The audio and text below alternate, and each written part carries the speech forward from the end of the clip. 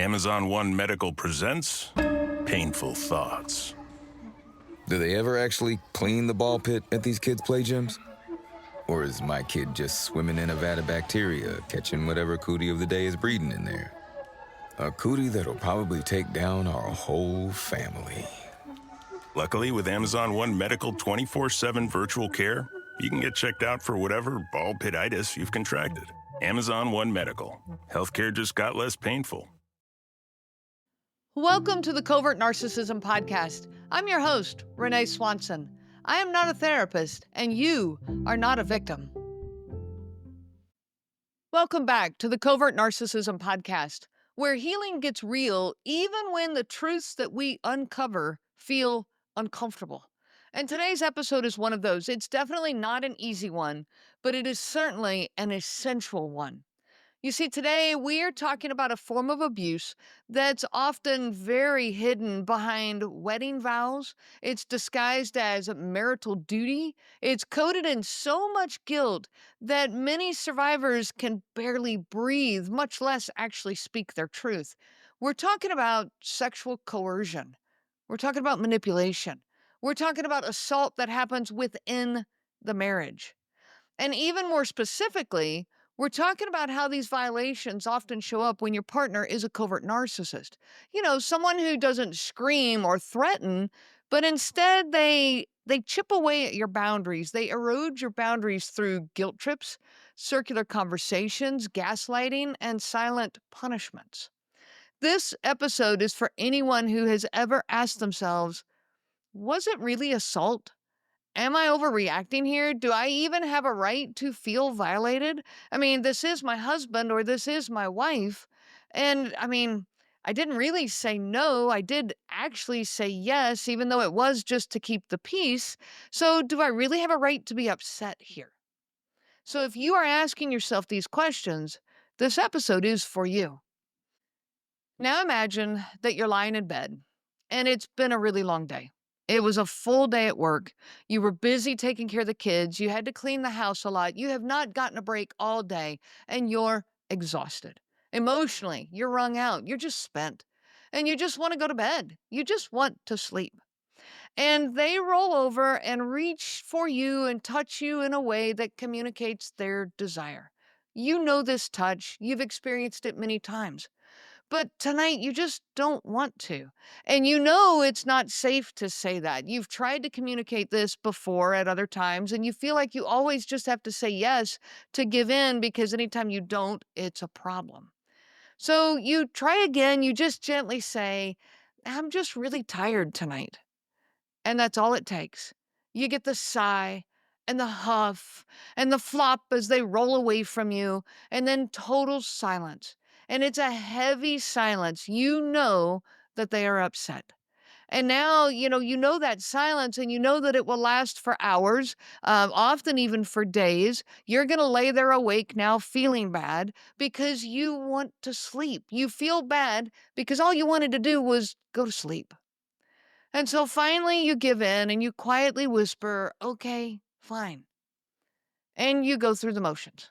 You disassociate, you feel distant, cold, sick. But when it's over, you pretend to be okay. You pretend to have enjoyed yourself and you snuggle up against them at least for a few minutes, still trying to make sure that everything is okay for them. And you might even tell yourself, well, at least now they won't be mad at me. But deep down, you don't feel right. You feel hollow. You feel violated. You even feel ashamed for feeling that way. What's wrong with me? What's wrong is that it isn't consent, it's coercion. What's wrong is that you're not free to say no. Now, it's important here to clarify that not all covert narcissists use sexual coercion or even spousal rape as a tactic of control. For some, it's actually the opposite. They may withhold sex intentionally using rejection, indifference, or shaming to assert their power. In these cases, sex isn't used to access the partner's body, it's weaponized through deprivation, making the survivor feel unwanted, undesirable, and even punished. The pattern is still about control. Whether through forced compliance or calculated withdrawal, the covert narcissist seeks to dominate the emotional landscape of your relationship. This makes you question your worth, your role, your reality, your perceptions. So, this episode is focused on survivors who have experienced violations of consent, but both dynamics can leave very deep psychological wounds. Now, unlike overt abusers, who may use threats of violence or actual violence, covert narcissists play this psychological chess with you and your emotions. And now, here are some of the ways that they manipulate you into sexual submission. One is they guilt trip you. Now, this guilt trip is masked as romance, it's masked as love, and this is what it sounds like.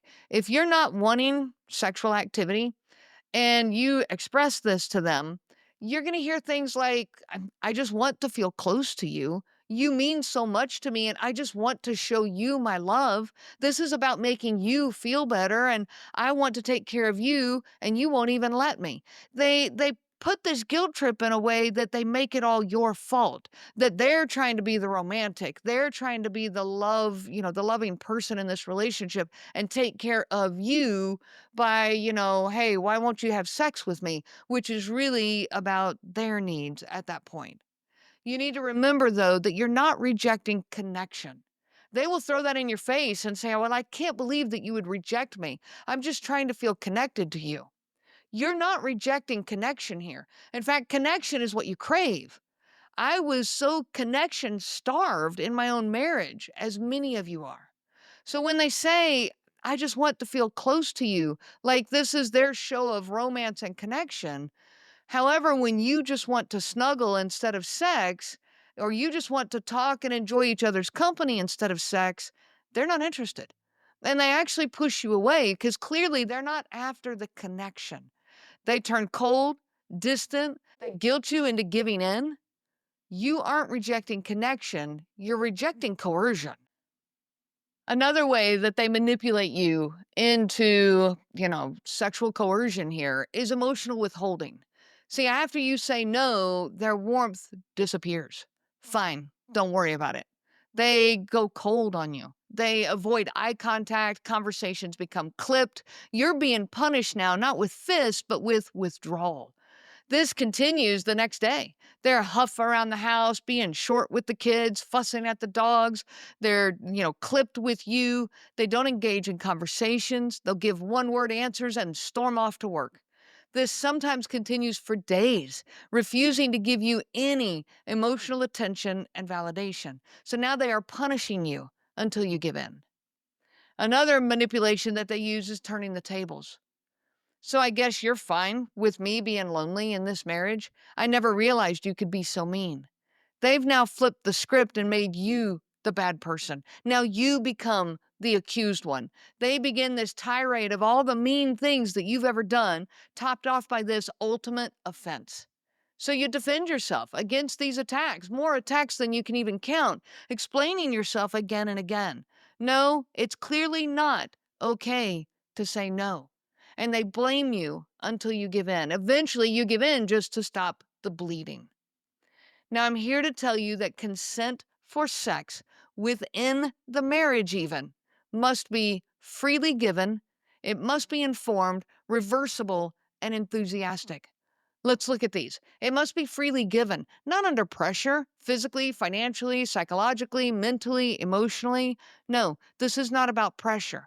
It must be informed. You must know what you're agreeing to. It must be reversible. You can change your mind at any point. And it must be enthusiastic, meaning you actually want to do this. If any of these pieces are missing, it's not consent, and it can easily move into the territory of sexual coercion or spousal rape. Now, marital rape, also known as spousal rape, is defined as any non-consensual sexual act committed by a spouse or intimate partner. It is a form of sexual assault. It's where one person forces or manipulates the other into sexual activity without their full, free, and informed consent. And regardless of whether they're married or not, it's actually illegal in all 50 states and the District of Columbia, and even in U.S. territories. Being married does not automatically mean consent. Consent must be ongoing, enthusiastic, in other words, desirable, and it must be revocable at any time. If one partner ignores, manipulates, or coerces the other into sex, that's abuse. And in many countries, it's actually a criminal offense. Now, I'm going to give you some examples of marital rape. This is sexual engagement, sexual activity that is forced through threats, intimidation, or manipulation. For example, you say no, and then he stands over you angry and threatens to make your life miserable, or threatens to cheat, or threatens to watch porn now since you won't give him what he, quote, deserves. So you comply out of fear, not desire. You say yes just to prevent an argument or even to prevent their bad choices. That is not mutual consent. Another example is sex while you're asleep or incapacitated. So you wake up in the middle of the night to find them on top of you. You didn't consent. You didn't even wake up until you were already being violated. And he calls it just being spontaneous, but you feel used and even disgusted. Number 3 is sex after emotional manipulation or guilt manipulation. You've said no, but he starts guilt tripping. I work hard for this family, and this is how you treat me? Other wives don't treat their husbands this way. Why did I even get married if I have to beg for sex? You finally give in, not because you want to, but because the emotional pressure is unbearable. So you go along. You go along with things to avoid being frigid, selfish, or called a prude. Number 4 is the silent treatment until you finally give in, until you comply. You say no, and then he withdraws his affection for days, giving you the silent treatment, acting like you've betrayed him. This coldness is a punishment. Eventually, you give in just to kind of reset the relationship. Number 5 is violating a sexual boundary that you've clearly set. You've made it clear that you don't want to do a particular act, and one night he does it anyways. And when you protest, he says, well, I thought you liked it. Don't be so sensitive. Again, violating your boundary that you've clearly set. This is a form of spousal rape. Marital rape does not always look violent. In many cases, it's about psychological control, not physical force. It's about ignoring or bypassing your autonomy, your no, your discomfort, your opinion. So I want to give you a story.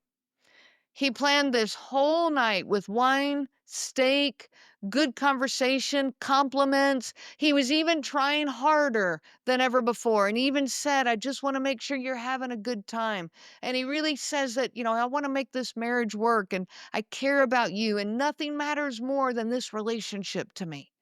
But after you enjoy this really nice dinner and some pleasantly surprising, in fact, good conversation, you ask him, can we just snuggle tonight? Can we just, maybe lay here and snuggle up and watch a movie? And his face drops. He slams the bathroom door, sulks for hours, and later mutters, you are so impossible to please. So you end up giving in. Not because you changed your mind, but because you felt obligated. Because you didn't want to ruin the whole evening. You. Never mind that he is ruining the whole evening. It was a beautiful evening and a great evening, and now it's ruined. You don't want to ruin it, so you give in and have sexual activity that you don't want when he's the one that's ruining it by breaking apart the good evening that you've had. That is how being nice becomes a weapon and actually gets turned against you. So what do we do if we find ourselves in this situation? It takes incredible courage to even begin asking, was that abuse? Here are some steps to help give you permission to explore and name your experience. Number 1, stop justifying their behavior. Instead of saying he just had a bad day, I want you to replace that with, I didn't want to, and he didn't care. Number 2 is to reclaim your internal compass. You need to ask yourself, did I feel safe to say no? Was my yes free and enthusiastic, or was it manipulated? Number 3 is you need to learn the language. Terms like sexual coercion, marital rape, covert sexual abuse. They may feel harsh at first, but naming things accurately is a part of reclaiming your truth. Number 4 is to validate your emotions. You don't need a bruise in order to feel violated. You don't need a police report to know that you were harmed. And number 5 is talk to someone who gets it. A trauma-informed coach or therapist can help you to navigate this fog. It's hard to name this alone. It is. And you don't have to do this alone. I once worked with a woman who told me, but I said yes every time. Whether I wanted to or not, I said yes because the price would be too high to say no. So I said yes. And she thought that because she said yes, that meant that she wasn't allowed to feel harmed. She wasn't allowed to say, hey, this was a violation. But here's what she didn't realize, and that she came to realize. Every yes she gave was soaked in fear. Fear of conflict, fear of being discarded, fear of being punished. And once she stopped asking, okay, but I said yes, so was that okay? She started asking instead, was I free to say no? And that's when the healing began. Marriage is not a contract of ownership. Sex should never come with guilt and obligation. Covert narcissists are experts at making you feel responsible for their moods, their needs, and their entitlement. But your body is yours. And if you're ready to start trusting that again, there is a path forward. I'm here for those conversations, and I offer coaching for survivors who are ready to untangle these hidden wounds and step into the healing that you deserve. If this episode has helped you to feel seen, share it with someone else who needs to know that their no still matters. You can find all the resources I have on my website at covertnarcissism.com. Now, here's the hard but liberating truth. Sex is not a chore. It's not your marital duty, and it's never owed to someone, no matter what role you've been taught to play. I wish you so much peace on your journey of healing. You have been listening to the Covert Narcissism Podcast, where we break apart the insidious nature of these incredibly destructive and frustrating to the ends of the earth individuals. If you are struggling with the isolation, overwhelming self-doubt, and obsessive ruminating, you are not alone. I offer live, personalized coaching that is specific for you. This coaching can be individual or group sessions, or a combination of the two. You can find all the information at covertnarcissism.com. Reach out anytime. My email address is Renee, R-E-N-E-E, at covertnarcissism.com. And remember, I am not a therapist and you are not a victim, but I am a coach and you are a survivor. The information provided by Renee Swanson, Covert Narcissism Podcast, and CNG Life Coaching is for educational purposes only and is not to be used for diagnosis purposes. It is not intended to be a substitute for clinical care. Please consult a health care provider for guidance specific to your case. This material discusses narcissism in general. Renee shares stories from her personal experience as well as from those she has talked with for several years. Her material does not claim that any specific person has narcissism and should not be used to refer to any specific person as having narcissism. Permission is not granted to link to or repost this material to support any allegation or claim that any specific person is a narcissist. That would be an unauthorized misuse of the material and information provided.